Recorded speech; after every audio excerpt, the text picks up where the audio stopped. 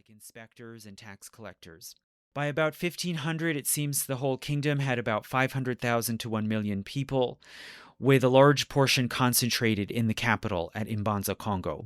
It had an extensive system of roads and footpaths that connected the capital to the outlying domains, and administrators, travelers, laborers, and soldiers traveled frequently back and forth in and out of the city. Taxes, tributes, and trade goods, especially food, flowed constantly into the capital, and the city was dependent on this inbound traffic. And you can see this as a lot like the Mashika cities like Tenochtitlan around the same time. As the kingdom grew and expanded, conquered populations were often forced to relocate into the capital and its environs, again, a lot like in Mexico. And the capital of Mbanza, Congo, in time grew to about 100,000 people. So it was among the biggest cities, maybe the biggest city in sub-Saharan Africa. The kingdom was still relatively isolated and self-sufficient. It had extensive internal trade using cowrie shells as currency, and it did have some more limited trade and contact with nearby neighboring kingdoms, especially to the south. And these would later be conquered and consolidated into a new state called Indongo. But as of the 1400s, still Congo really had no large or powerful nearby neighbors. It had no peer. And so still Congo was quite isolated, its economy based on internal commerce and extraction from the provinces, not on foreign trade.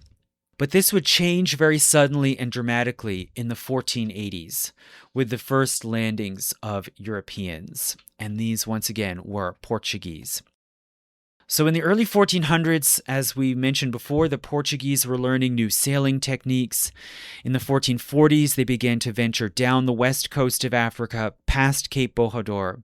In the 1470s, they landed on the islands of São Tomé in the Atlantic, close to Central Africa.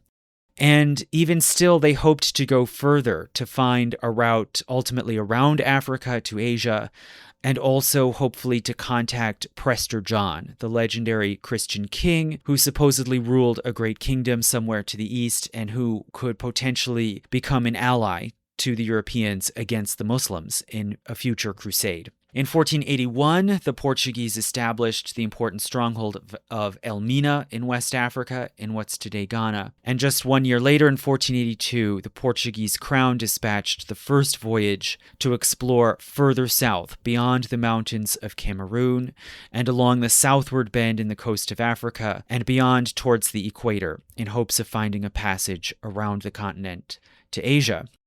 The first voyage that ventured down around this southward bend was commanded by a man named Diogo Cão, and he is a fairly mysterious figure. In later accounts, he is said to hail from the town of Vila Real in Portugal, and to have been born around 1452, so he was aged maybe around 30 in 1482, but we really don't know. There are no original surviving documents about his life from the time. And it seems he had sailed at points along the African coast and had taken part in ventures that captured Spanish ships. And for whatever reason, he was selected by the Portuguese king, João II, to lead this momentous voyage. So he set out on the first voyage in the summer of 1482 and sailed down from West Africa, first out into the open ocean, out of sight of the coast. In August, it seems his fleet crossed the equator, and when they were still about 150 miles out to sea, they were shocked to see the seawater gradually turn from clear blue to blue-green, and then to murky tea-colored, and finally dark muddy brown.